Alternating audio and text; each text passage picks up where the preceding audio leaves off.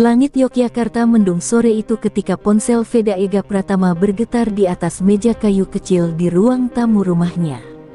Nomor asing dengan kode Austria terpampang di layar. Ia mengernyit, hatinya berdegup kencang. Jarang sekali ada panggilan langsung dari Eropa, apalagi di luar jam kerja timnya. Dengan tangan sedikit gemetar, ia mengangkat telepon itu. Di seberang, suara tegas namun hangat terdengar, "Veda, kami dari KTM Racing. Kamu dipanggil ke Matigoven. Ada proyek yang harus kamu kerjakan, segera." Butuh beberapa detik bagi Veda untuk mencerna kalimat itu. KTM, pabrikan besar yang selama ini mengandalkannya di Moto3. "Proyek apa, Pak? Dan kapan saya harus berangkat?" tanyanya. Suaranya bergetar. Sang penelepon tak menjawab detailnya, hanya menegaskan, "Secepat mungkin. Ini rahasia. Kamu tidak boleh membicarakannya dengan siapapun, bahkan rekan setim kamu." Kalimat itu terasa seperti beban besar yang menghantam dadanya. Ia tahu, jika KTM memintanya merahasiakan sesuatu, ini pasti bukan hal sepele. Usai panggilan ditutup, Veda hanya bisa duduk terdiam. Pandangannya kosong ke arah dinding.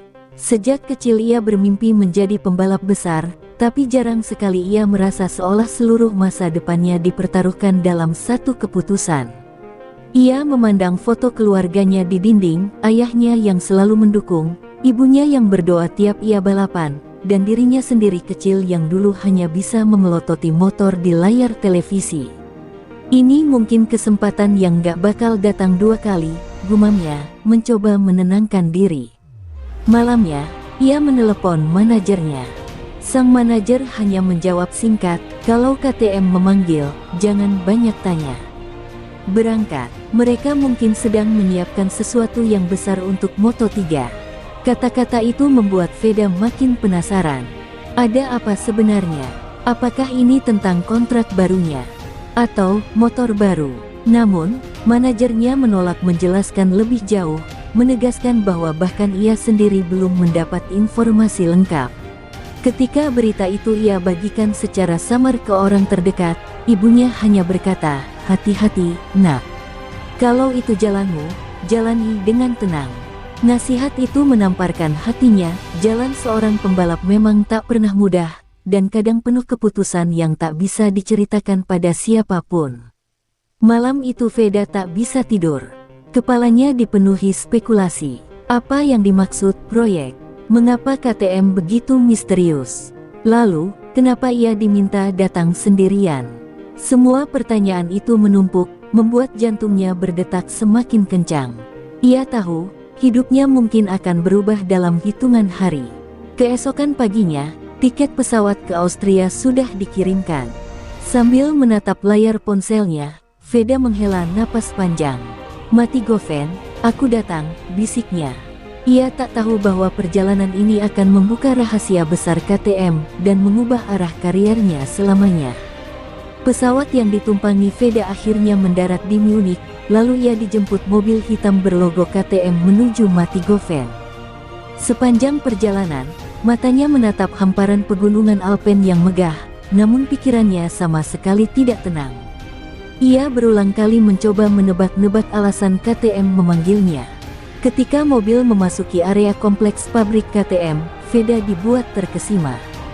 Bangunan megah berarsitektur modern itu seperti benteng rahasia tempat lahirnya motor-motor yang menaklukkan dunia. Namun, kekaguman itu seketika berubah menjadi kecurigaan ketika ia melihat sosok yang sudah tak asing berdiri di lobi, David Salvador Uriarte. Uriarte. Veda refleks menyebut nama itu. Pembalap Spanyol yang juga menjadi rekan setim sekaligus rivalnya di Moto3 itu berdiri dengan raut wajah datar. "Veda," balas Uriarte singkat, suaranya dingin. Mereka saling berjabat tangan, tapi genggamannya kaku. Tidak ada senyum ramah, tidak ada sapaan hangat. Atmosfer tegang langsung tercipta. Veda merasa ada sesuatu yang aneh. Kalau ini sekadar undangan biasa, mengapa KTM memanggil dua pembalap sekaligus tanpa penjelasan? Tak lama, seorang staf KTM menghampiri mereka. "Kalian berdua dipanggil untuk proyek yang sama," katanya singkat. Veda dan Uriarte saling melirik, mencoba membaca pikiran satu sama lain. Tapi staf itu segera menambahkan, tapi ingat, hasil uji coba ini akan sangat menentukan posisi kalian di tim ke depan. Kalimat itu seperti pisau yang menusuk. Jadi ini bukan sekadar tes. Ini seleksi. Mereka digiring ke ruang briefing, di mana layar besar menampilkan gambar motor dengan desain berbeda dari yang biasa mereka gunakan. Kepala R&D KTM, seorang pria paruh baya bernama Herr Klaus, berdiri di depan. Inilah prototipe Moto3 2026 kami, ucapnya. Lebih ringan, lebih bertenaga, dan benar-benar berbeda. Kami butuh pembalap yang bisa menjinakkan mesin ini, sekaligus memberikan masukan terbaik untuk pengembangan. Dan kami ingin melihat siapa di antara kalian yang layak mendapat kepercayaan itu. Ucapan Klaus membuat dada Veda berdegup kencang. Jadi ini inti panggilan itu, menjadi bagian dari sejarah pengembangan motor baru. Tapi ia juga sadar, ini berarti posisinya bisa tergeser jika Uriarte tampil lebih baik. Uriarte tersenyum tipis, seolah sudah membaca kegelisahan Veda. Semoga kamu siap, Veda.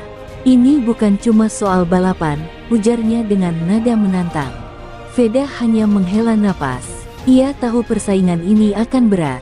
Uriarte punya reputasi sebagai pembalap yang cepat beradaptasi, sementara ia sendiri kadang butuh waktu memahami karakter motor baru. Tapi ia juga tahu, ini bukan waktunya ragu. Kalau KTM ingin lihat siapa yang paling layak, batinnya, aku akan pastikan mereka tahu jawabannya. Sore itu, keduanya diberi waktu untuk mengenal motor prototipe. Veda mendekati motor itu dengan perasaan campur aduk, kagum, takut, sekaligus bersemangat. Tangannya menyentuh fairing berwarna oranye hitam yang masih hangat usai diuji mesin. Dalam hati ia berjanji, apapun yang terjadi di sini, ia tidak akan kalah. Persaingan ini baru dimulai, dan ia tak boleh jadi pecundang. Pagi berikutnya, Veda dan Uriarte digiring menuju ruang laboratorium pengembangan. Aroma khas oli dan suara denting logam berpadu dengan dengungan komputer yang memantau data mesin. Di tengah ruangan, berdiri Herr Klaus bersama beberapa insinyur dengan jas putih. Selamat datang di jantung proyek kami, ujar Klaus dengan suara beratnya. Motor ini bukan sekadar pengembangan. Ini revolusi. Moto3 takkan lagi sama setelah 2026. Kata-katanya menancap dalam di benak Veda. Ia menatap prototipe di hadapannya, rangka yang lebih ramping, suspensi yang terlihat lebih agresif, dan knalpot dengan desain futuristik. Motor itu tampak seperti binatang buas yang siap dilepaskan. Klaus lalu memulai presentasi. Ia menjelaskan bahwa motor ini menggunakan material baru yang lebih ringan 15%, mesin dengan karakter tenaga lebih liar di putaran tengah, serta sistem elektronik yang masih eksperimental. Motor ini akan memberi kalian kecepatan lebih, tapi juga menuntut kendali yang lebih presisi. Salah sedikit, kalian bisa kehilangan segalanya, ujarnya sambil menatap tajam ke arah kedua pembalap itu. Veda merasakan bulu kuduknya berdiri, ini bukan motor biasa. Ini seperti ujian keberanian. Uriarte menanggapi dengan santai. Jadi, siapa yang paling cepat menjinakkannya akan mendapat kepercayaan penuh. Tanyanya, dengan nada yang seolah menantang. Klaus mengangguk. Benar, ini bukan hanya soal catatan waktu.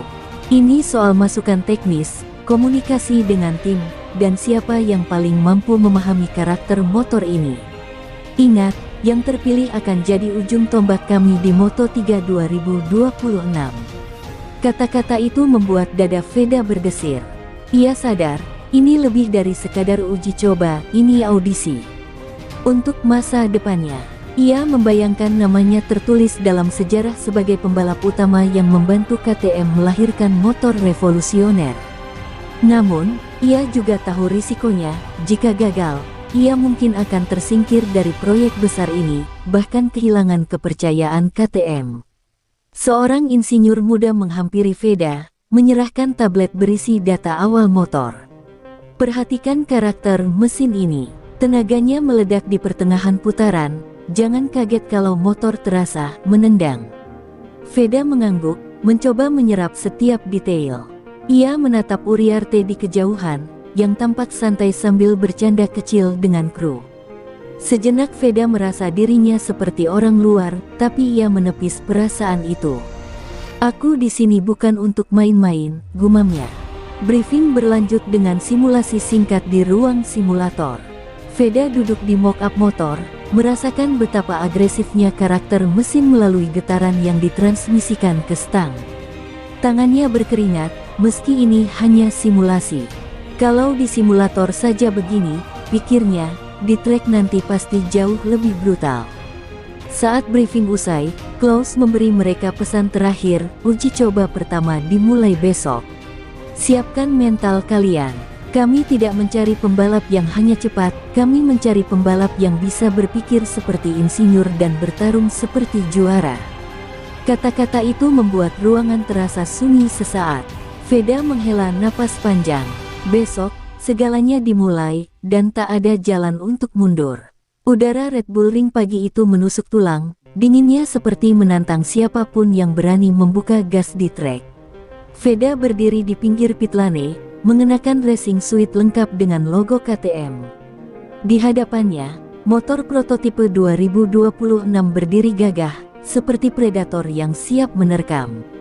Kru sibuk menyiapkan segala hal, menyetel suspensi, mengecek tekanan ban, dan mengutak-atik laptop untuk kalibrasi elektronik.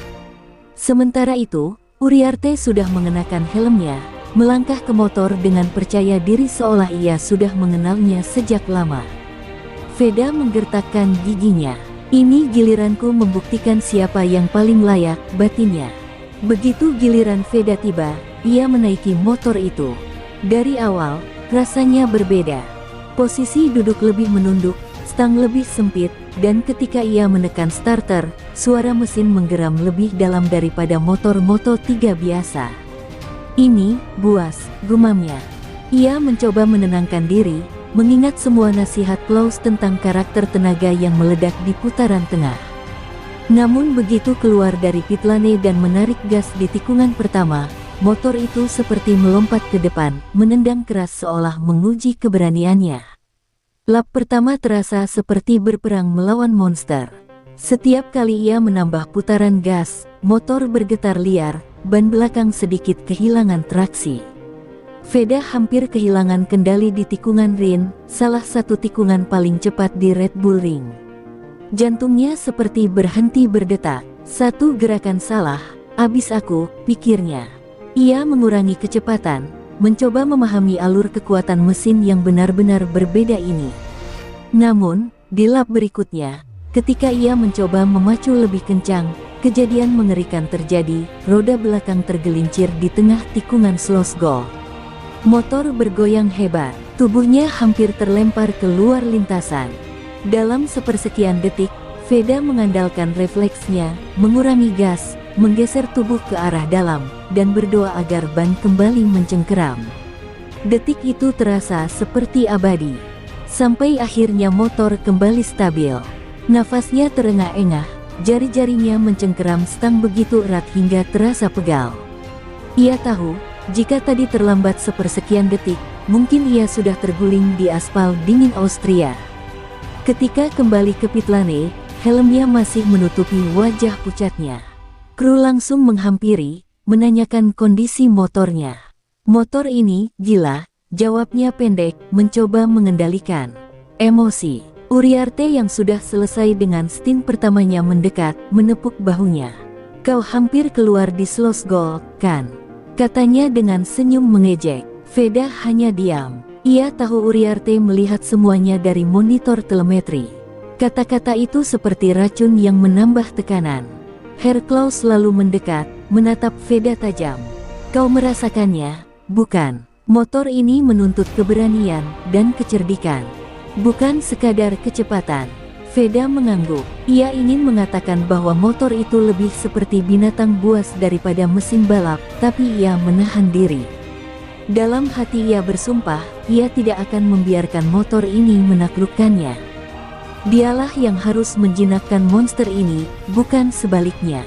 Sesi pertama usai, tapi bagi Veda, pertarungan baru saja dimulai. Ia menatap trek dari balik kaca pit, melihat garis panjang yang menantinya di hari-hari ke depan. Red Bull Ring bukan sekadar arena uji coba, hari itu, ia merasa sedang berdiri di medan perang, di mana yang kalah bukan hanya kehilangan posisi, tapi juga masa depan. Suasana pitlane sore itu seperti medan psikologis. Kru KTM berkumpul di sekitar monitor besar, membandingkan data telemetri antara Veda dan Uriarte. Dari jauh, Veda bisa melihat ekspresi mereka, anggukan kecil, bisik-bisik yang terdengar samar, bahkan beberapa senyum tipis ketika data Uriarte ditampilkan. Ia tahu apa artinya itu, Uriarte tampil lebih stabil. Meskipun ia mencatat kecepatan puncak lebih tinggi, inkonsistensinya membuat data yang ia hasilkan kurang bisa diandalkan. Stabilitas, pikir Veda getir, itu senjata Uriarte sejak dulu. Uriarte keluar dari ruangan analisis dengan senyum kemenangan yang tak berusaha disembunyikan. Klaus bilang aku cepat beradaptasi, ucapnya sambil menepuk bahu Veda. Nada suaranya terdengar ramah, tapi Veda bisa merasakan tajamnya ejekan yang terselip di sana. Veda hanya menatapnya sekilas dan berusaha menahan emosi. Ia tidak ingin memberikan kepuasan pada Uriarte dengan melihatnya goyah. Namun di dalam dirinya, bara persaingan makin membakar. Kru mendekati Veda, menunjukkan grafik telemetrinya. Kau cepat, Veda, tapi terlalu liar di beberapa sektor. Kau harus menenangkan motor. Jangan biarkan ia melawanmu, pelajari ritmenya, kata salah satu insinyur. Kalimat itu terdengar seperti kritik, meski mereka mencoba meredamnya. Veda mengangguk, pura-pura tenang. Tapi hatinya mendidih, Uriarte dieluk-elukan karena konsisten, sementara usahanya yang hampir mengorbankan diri demi kecepatan hanya dianggap liar. Di pojok ruangan, ia mendengar dua kru berbincang lirik. Kalau begini terus, mungkin Uriarte yang akan diambil jadi pengembang utama, bisik salah satunya. Kata-kata itu menusuk seperti belati. Ia mencoba berpura-pura tidak mendengar, tapi suara itu terus menggema di kepalanya. Pengembang utama, kata-kata yang berarti masa depan, posisi yang menentukan siapa yang akan mengendarai motor terbaik KTM 2026. Setelah sesi selesai, Veda duduk sendirian di bangku panjang di luar padok, menatap pegunungan yang mulai diselimuti kabut sore. Nafasnya berat, apa aku kalah sebelum benar-benar bertarung? Pikirnya, di kepalanya, bayangan Uriarte memegang kontrak eksklusif KTM muncul berulang-ulang, menghantuinya. Namun, di tengah keputusasaan itu, ia meremas kedua tangannya. Tidak, aku tidak akan jatuh di sini. Tidak sekarang. Herr Klaus tiba-tiba duduk di sampingnya. Veda, katanya pelan, kecepatanmu luar biasa. Tapi ingat, ini bukan balapan satu lap. Kami butuh pembalap yang memahami mesin, bukan hanya mengendalikannya. Kalau kau mau mengalahkan Uriarte, kau harus bicara pada motor, bukan melawannya.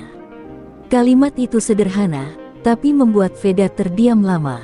Klaus tidak memarahinya, tapi menantangnya untuk lebih dari sekadar pembalap, ia harus menjadi bagian dari motor itu. Malam itu, di kamar hotelnya, Veda menatap data di tabletnya berkali-kali.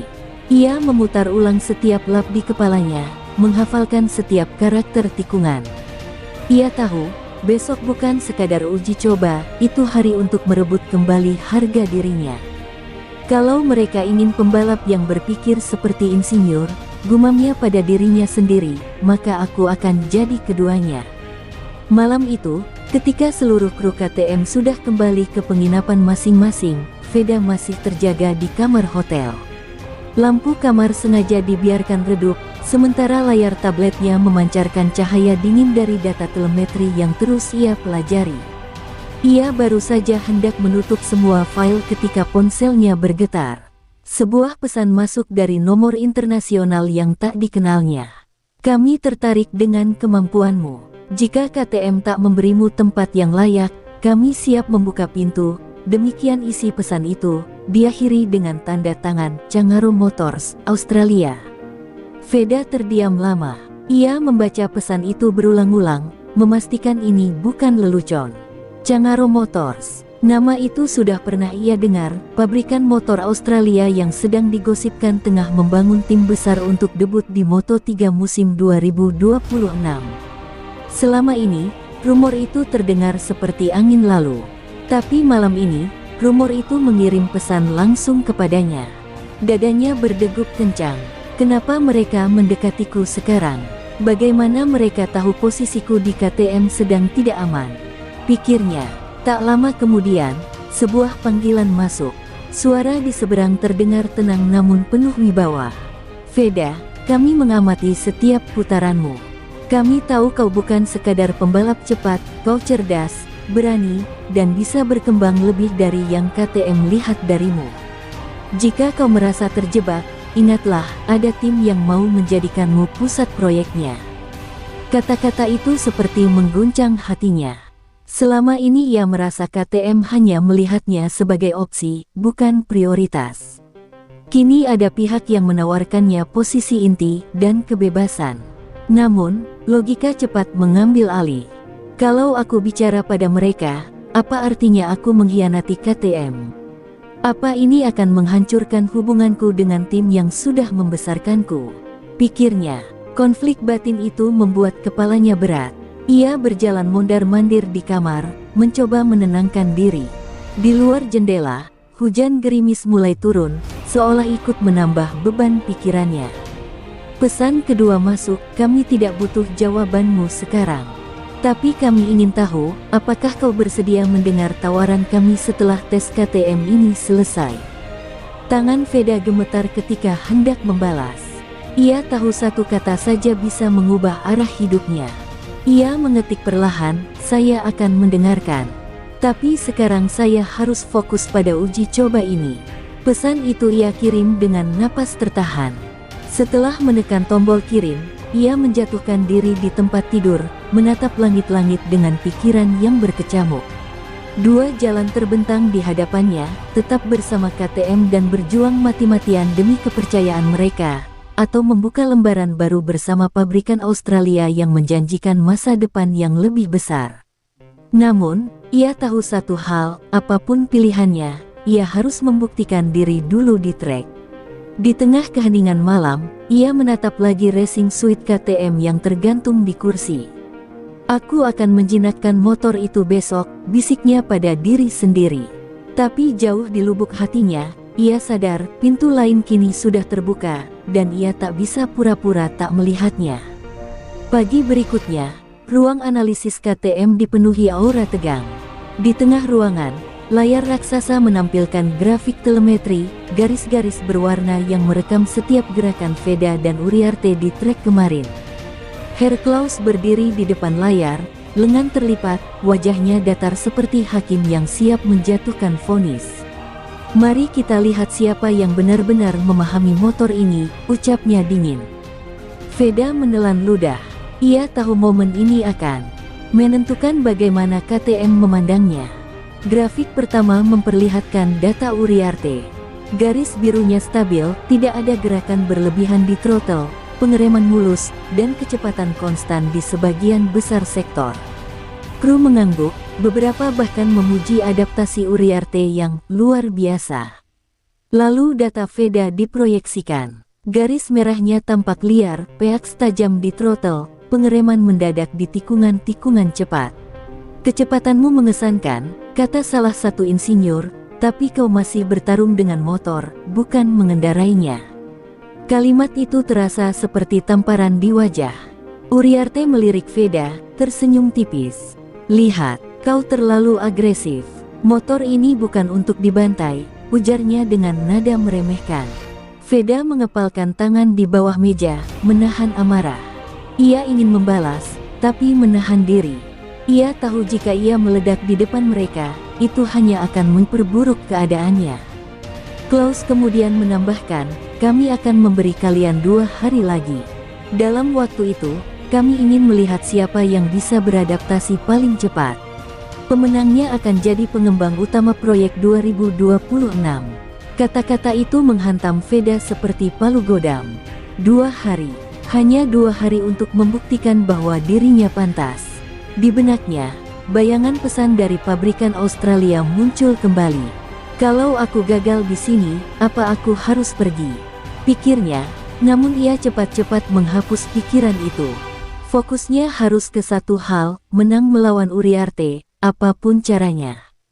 Usai briefing, Veda meminta semua data mentah miliknya. Ia mengurung diri di ruang analisis kecil, memutar ulang setiap lap yang ia jalani kemarin. Ia mengamati pola gas, titik pengereman, bahkan posisi tubuh yang direkam oleh kamera onboard. Ia mulai memahami bahwa motor ini tidak suka dipaksa, ia harus menari bersama mesin, bukan melawannya. Perlahan, rasa takut berubah menjadi tekad. Di padok, Uriarte masih bersikap seolah kemenangan sudah di tangannya. Ia bercanda dengan kru, memamerkan kepercayaan diri. Tapi Veda tidak peduli lagi. Kau boleh memandangku remeh hari ini, batinnya, tapi 2 hari lagi, aku akan menunjukkan siapa yang sebenarnya pantas. Malam itu, Veda tidak tidur. Ia menghabiskan waktu memvisualisasikan setiap lap di kepalanya, menghafalkan tiap tikungan Red Bull Ring, dan merancang strategi baru. 2 hari mungkin terdengar singkat bagi orang lain. Tapi bagi Veda, 2 hari ini akan menentukan apakah ia akan dikenang sebagai pembalap biasa, atau sebagai pionir yang mengubah sejarah KTM. Fajar baru saja menyinari langit Austria ketika Veda memutuskan keluar dari hotel. Ia butuh menjauh dari bisingnya padok, dari tatapan sinis Uriarte, dari beban yang menumpuk di kepalanya. Ia berjalan menuju pegunungan Alpen yang menjulang tak jauh dari Matigoven, mengenakan jaket tebal dan membawa tas kecil berisi perlengkapan latihan. Udara pagi begitu dingin, menusuk paru-parunya, namun ia merasa justru disinilah ia bisa bernapas dengan lebih lega. Kalau aku mau menang melawan Uriarte, aku harus lebih kuat dari ketakutanku sendiri, gumamnya. Di sebuah tebing yang menghadap lembah, Veda berhenti dan menutup matanya. Ia mengulang setiap lap Red Bull Ring di kepalanya. Tikungan Castrol Edge, Remus, Slosgold, semuanya ia visualisasikan. Ia mencoba membayangkan dirinya tidak melawan motor itu, tetapi menari bersamanya, mengikuti alurnya. Kata Klaus, motor ini bukan untuk ditaklukkan, tapi dipahami, bisiknya. Untuk pertama kalinya sejak tes dimulai, ia merasa motor itu bukan musuh. Motor itu partner, dan ia harus menemukan ritmenya. Setelah itu, ia mulai berlatih fisik, lari mendaki dengan ritme cepat, push up di tanah berbatu, dan latihan pernapasan yang diajarkan pelatih mentalnya dulu. Setiap kali kakinya gemetar, ia mengingat wajah Uriarte di ruang briefing, senyum meremehkannya, kata-kata menusuknya. Kau pikir kau sudah menang? Teriaknya pelan sambil terus berlari. Di puncak kelelahan, ia merasakan tekadnya semakin membara. Veda duduk di batu besar, menatap jauh ke horizon Alpen. Ponselnya berbunyi, pesan dari Cangaro Motors. Kami menunggu keputusanmu. Jadilah bagian dari sejarah baru. Ia menatap layar lama, sebelum akhirnya mematikan ponsel. Belum, aku belum siap menjawab, katanya lirih. Ia sadar betul, tawaran itu adalah jalan keluar yang menggoda. Tapi di hatinya, ada suara lain yang berbisik, tunjukkan dulu pada dunia siapa kau sebenarnya di KTM. Baru putuskan masa depanmu. Bayangan keluarganya muncul di pikirannya. Ayahnya yang selalu berkata, balapan bukan soal motor, tapi tentang siapa yang berani bertahan sampai akhir. Ibunya yang selalu mengingatkannya untuk tidak lupa siapa dirinya. Semua itu membuatnya sadar, ia bukan hanya melawan Uriarte atau mengesankan KTM. Ia sedang melawan rasa takut akan kegagalan, rasa takut menjadi orang yang mudah menyerah. Angin dingin menerpa wajahnya, namun hati Veda terasa lebih hangat. Ia tahu, jika ia ingin bertahan di proyek ini, ia tak boleh hanya mengandalkan bakat. Ia harus menjadi lebih dari sekadar pembalap cepat, ia harus jadi pembalap yang memahami motor sampai ke jiwanya. Aku akan jadi orang yang mereka pilih, ujarnya mantap, bukan karena keberuntungan, tapi karena kerja keras. Ketika ia turun dari pegunungan menjelang siang, tubuhnya terasa lelah, tapi pikirannya jernih. Ia tahu apa yang harus dilakukan. 2 hari ke depan, ia tidak hanya akan mengendarai motor itu. Ia akan menjinakkannya. Dan ketika waktunya tiba, ia akan membuktikan pada KTM dan pada dirinya sendiri bahwa ia pantas berada di puncak. Langit Red Bull Ring tampak cerah pagi itu, namun hati Veda justru bergemuruh seperti badai. Hari ini, KTM menggelar simulasi balapan penuh, sebuah tes yang akan menentukan siapa di antara dirinya dan Uriarte yang layak jadi pengembang utama. Kru berseliweran di padok, memasang perangkat telemetri dan menyiapkan motor prototipe. Herr Klaus berdiri di depan mereka berdua, suaranya tegas, "Anggap ini balapan sesungguhnya. Kami ingin melihat siapa yang benar-benar mampu memahami motor ini, bukan sekadar mencatat waktu tercepat." Veda mengangguk pelan. Ia tahu, inilah saatnya menguji semua yang ia pelajari di Alpen. Begitu bendera start virtual dikibarkan, Uriarte langsung melesat. Gaya agresifnya muncul sejak tikungan pertama, sementara Veda tetap tenang di belakang. Ia teringat nasihat Klaus, bicara pada motor, bukan melawannya. Ia tak memaksa throttle di awal, membiarkan motor menemukan ritmenya, membiarkan dirinya menyatu dengan mesin. Setiap tikungan ia rasakan seperti tarian, tarikan gas, perpindahan gigi, bahkan pergeseran tubuhnya terasa lebih alami. Untuk pertama kalinya, ia tidak takut pada tenaga liar motor itu. Lap demi lap berlalu, dan Uriarte masih memimpin, namun jaraknya mulai menipis. Di layar monitor pitlane, kru terbelalak ketika melihat telemetri Veda, perpaduan gas dan pengereman yang jauh lebih halus dibandingkan tes sebelumnya. Kecepatan konsistennya mulai menandingi Uriarte. Klaus hanya tersenyum kecil. Dia mulai mengerti, gumamnya. Memasuki 5 lap terakhir, Veda berada tepat di belakang Uriarte. Ban mereka meninggalkan jejak hitam di aspal, suara mesin menderu bersahutan seperti dua binatang buas yang saling mengejar. Di tikungan remus, Uriarte mencoba menutup jalur, tapi Veda sudah mempelajari setiap pola geraknya. Ia menahan gas lebih lama, mengatur momentum agar bisa mengambil jalur dalam di tikungan berikutnya. 2 lap terakhir menjadi neraka. Uriarte semakin agresif, berusaha mempertahankan posisinya, sementara Veda tetap dingin, menunggu momen yang tepat. "Jangan terburu-buru," bisiknya pada dirinya sendiri. Dan momen itu datang di lap terakhir. Di tikungan Slosgol, tempat ia hampir terjatuh di tes pertama, ia menarik napas panjang dan menekan gas lebih cepat daripada biasanya. Motor bergetar hebat, tapi kali ini ia tidak melawannya. Ia mengarahkannya, membiarkannya menari bersamanya. Dalam sepersekian detik, ia berhasil menyodok ke sisi dalam Uriarte dan menyalipnya. Ketika melewati garis finish, dunia terasa berhenti sesaat. Veda menatap papan waktu, namanya di posisi teratas. Ia menghela napas panjang di balik helm, merasakan campuran lega, euforia, dan kemenangan kecil yang manis. Di pitlane, kru KTM bersorak, bahkan yang sebelumnya memuji Uriarte kini berlari menghampirinya. Uriarte hanya bisa mengetatkan rahangnya, menahan rasa frustrasi yang jelas terlihat. Ketika Veda turun dari motor, Herr Klaus mendekat dan menatapnya lama. "Inilah yang kami cari," ucapnya datar, tapi Veda bisa mendengar kebanggaan tersembunyi di balik suara itu.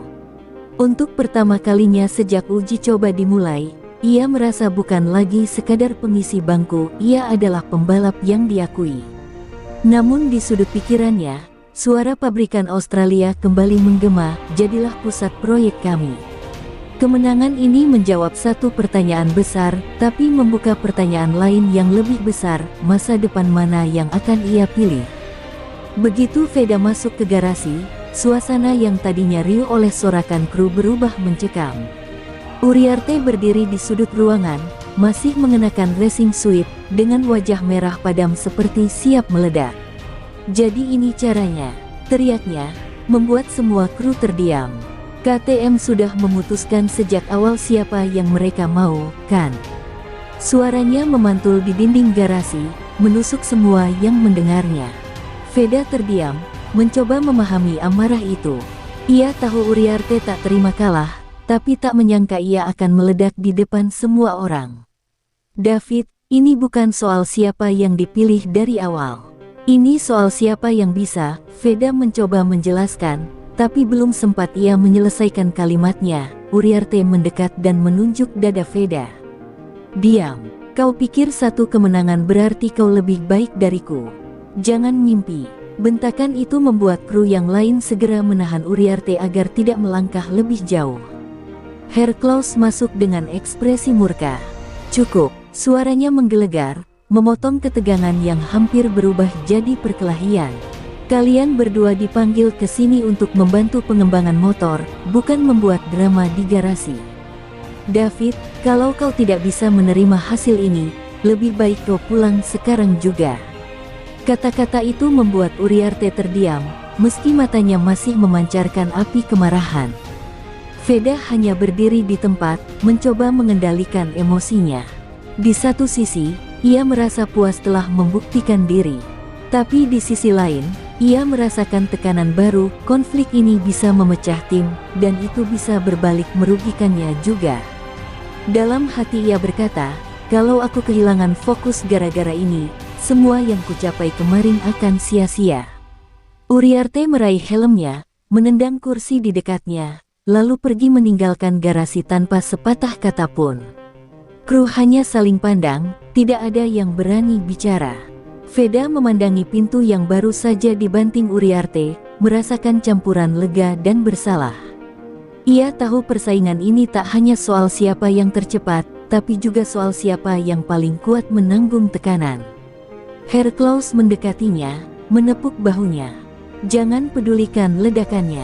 Dia tahu betul apa arti hasil ini. Fokuslah, Veda. Masih banyak pekerjaan yang harus kita lakukan. Veda mengangguk, meski hatinya masih bergejolak. Kata-kata Klaus membuatnya sadar, ini bukan akhir, ini baru permulaan. Namun, ketika kru kembali bekerja dan suasana perlahan mereda, ponselnya kembali bergetar di saku. Sebuah pesan dari pabrikan Australia masuk, kami melihat hasilmu hari ini.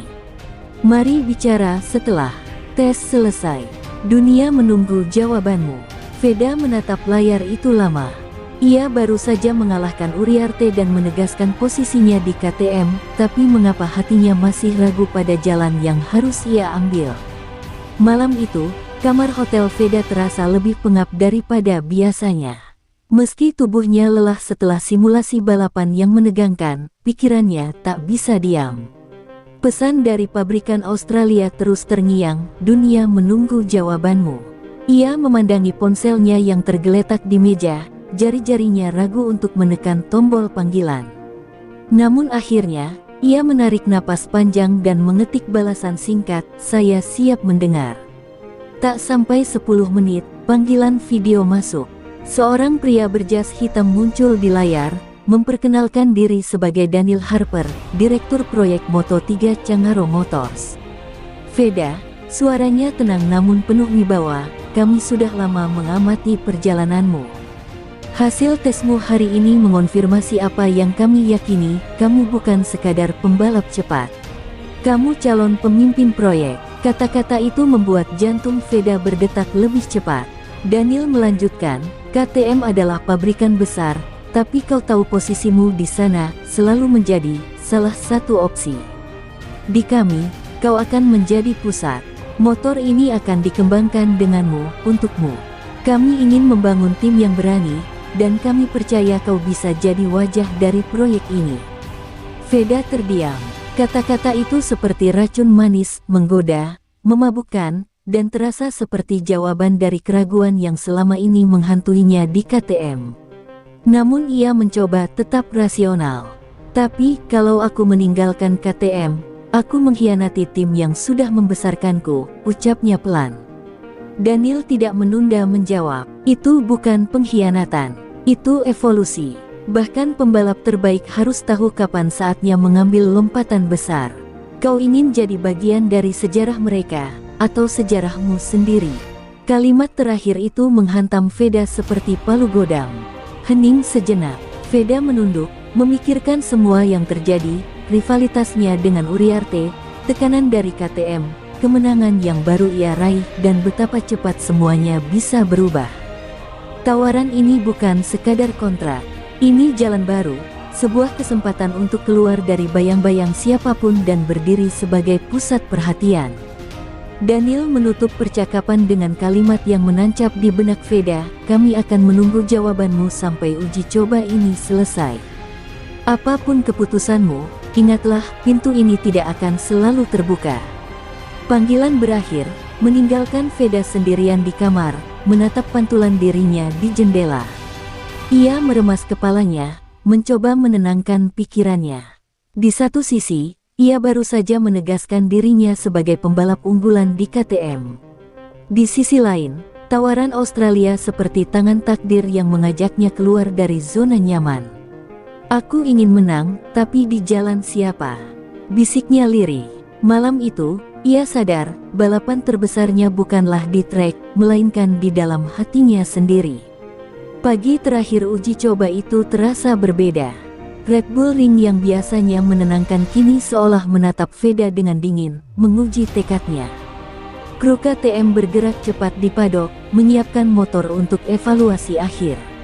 Semua orang tahu, hasil hari ini akan menentukan siapa yang akan menjadi pengembang utama prototipe 2026. Herr Klaus berdiri di tengah garasi, menatap Veda dan Uriarte seperti jenderal menatap prajuritnya.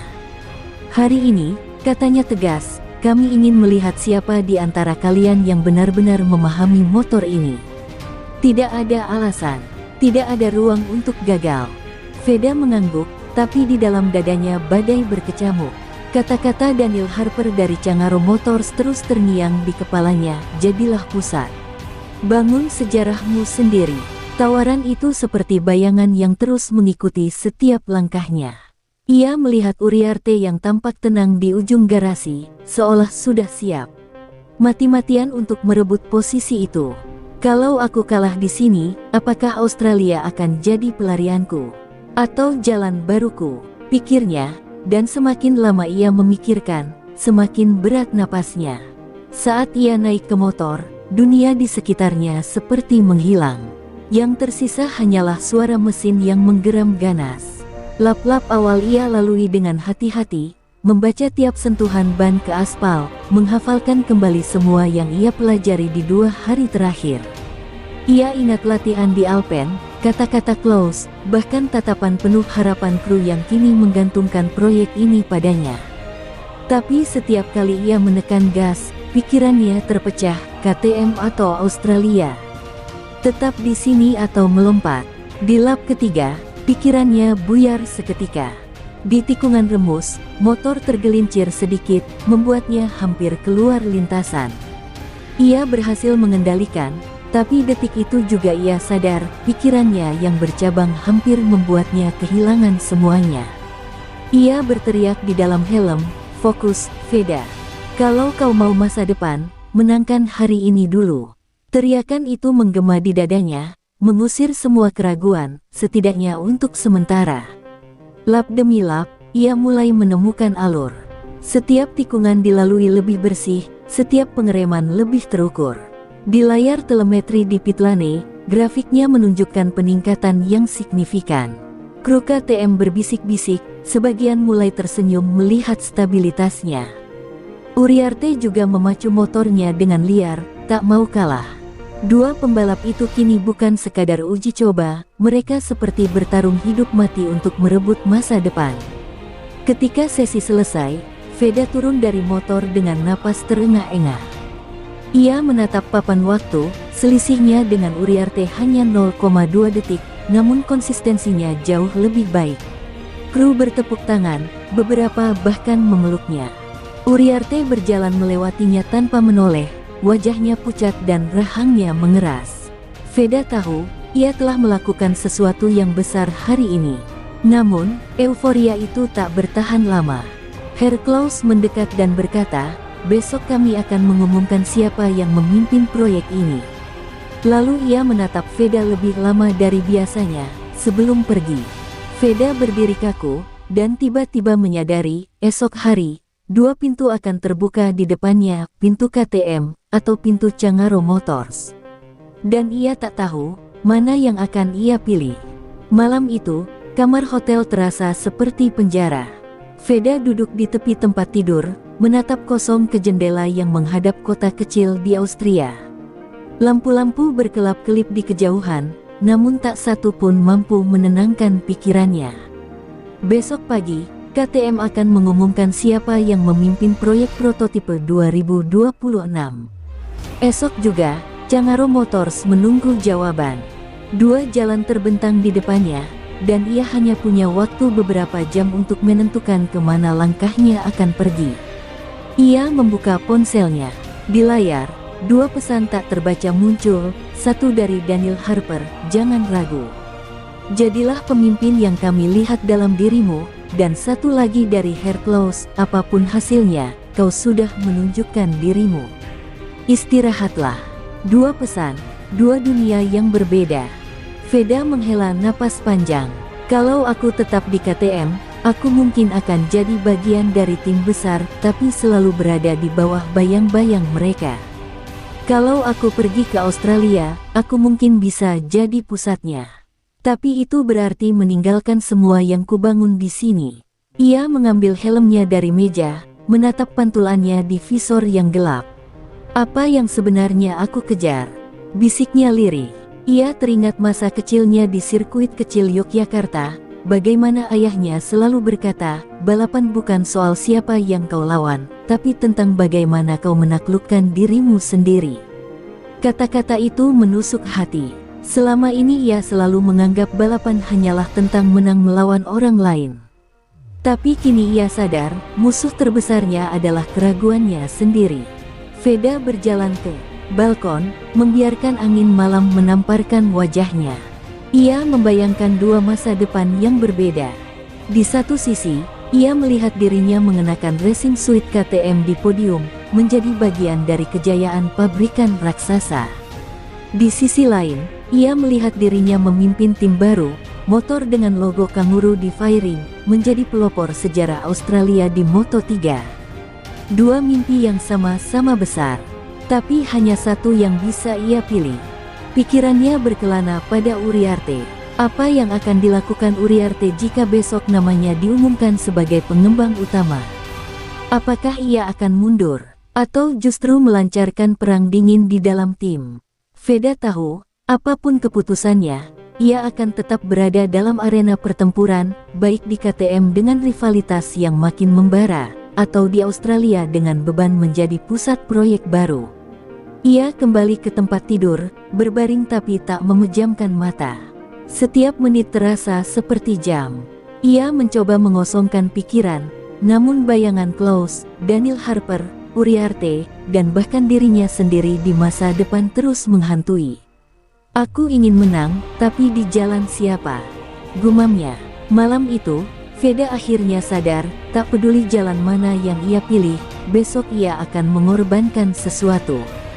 Dan ia hanya bisa berharap, pengorbanan itu sepadan dengan mimpi yang ia kejar. Pagi itu, padok KTM lebih sunyi dari biasanya. Tak ada tawa kru, tak ada obrolan ringan, semuanya menunggu pengumuman besar. Veda melangkah ke garasi dengan langkah berat, setiap tatapan kru terasa menusuknya. Di ujung garasi, Herr Klaus berdiri dengan clipboard di tangan, didampingi petinggi KTM yang wajahnya kaku seperti patung. Uriarte sudah ada di sana, bersandar ke tembok dengan tangan terlipat, ekspresinya campuran antara percaya diri dan rasa cemas yang ditutup-tutupi. "Baik," suara Klaus akhirnya memecah keheningan, "hasil dari 3 hari tes sudah dianalisis. Kami tidak hanya menilai kecepatan, tapi juga konsistensi, pemahaman terhadap motor, dan kemampuan beradaptasi." Setiap kata seperti pukulan genderang di dada Veda. Kru menatap monitor yang menampilkan grafik perbandingan performa, dan untuk sesaat, dunia terasa berjalan lambat. Pembalap yang akan memimpin proyek pengembangan KTM Moto3 2026 adalah Klaus. Berhenti sejenak, menatap kedua pembalap itu, Veda Ega Pratama. Tepuk tangan pecah di garasi, beberapa kru bahkan mendekatinya untuk memberi selamat. Namun Veda hanya berdiri kaku, mencoba mencerna kalimat itu. Ia telah memenangkan pertempuran ini. Ia telah mengalahkan Uriarte. Tapi mengapa dadanya terasa semakin berat? Uriarte menatapnya tajam, lalu berbalik pergi tanpa sepatah kata pun. Veda ingin memanggilnya, ingin mengatakan bahwa ini bukan soal dirinya melawan Uriarte, tapi soal siapa yang lebih siap. Namun ia tahu, kata-kata itu tak akan mengubah apapun. Ia kini bukan hanya rival, tapi simbol dari kekalahan bagi Uriarte. Ketika kru merayakan kemenangan kecil ini, ponselnya bergetar di saku. Pesan dari Daniel Harper muncul, "Selamat atas pengumuman KTM. Tapi ingat, Veda, di sini kau hanya bagian dari proyek besar mereka. Di kami, kau adalah pusat. Waktu untuk memutuskan semakin sempit." Pesan itu menghancurkan euforia yang baru saja ia rasakan. Seolah dunia menegaskan, kemenangan ini hanyalah awal dari dilema yang lebih besar. Ia melangkah keluar dari garasi, mencari udara segar. Di ujung padok, ia menatap Red Bull Ring yang membentang di kejauhan, sirkuit yang menguji batasnya selama 3 hari terakhir. "Aku menang, tapi apa benar ini yang kuinginkan?" bisiknya. Untuk pertama kalinya, kemenangan terasa seperti kekalahan. Ia kini berdiri di depan 2 pintu yang terbuka lebar, satu membawa dirinya semakin dalam ke jantung KTM, yang lain menuju sejarah baru bersama Australia. Dan tak ada satupun yang memberinya kepastian mana yang benar. Malam setelah pengumuman itu, Veda kembali ke kamar hotel, tapi tak ada rasa lega di hatinya. Ia menatap trofi kecil penghargaan Best Development Leader of the Test yang diberikan KTM sore tadi, tapi bukannya merasa bangga, ia justru merasakan kekosongan. "Aku menang," gumamnya pada diri sendiri, "tapi kenapa rasanya seperti aku masih terjebak?" Di meja, ponselnya terus bergetar, pesan dari Daniel Harper yang mendesak jawaban, dan pesan kru KTM yang mengajaknya makan malam merayakan kemenangan. Dua dunia itu menunggunya untuk memilih. Ia membuka pesan terakhir dari Daniel, "Veda, tawaran ini tidak akan lama. Kami siap menjadikanmu pusat proyek kami. Kami tahu kamu siap memimpin, bukan mengikuti." Kata-kata itu membuat hatinya berdegup kencang.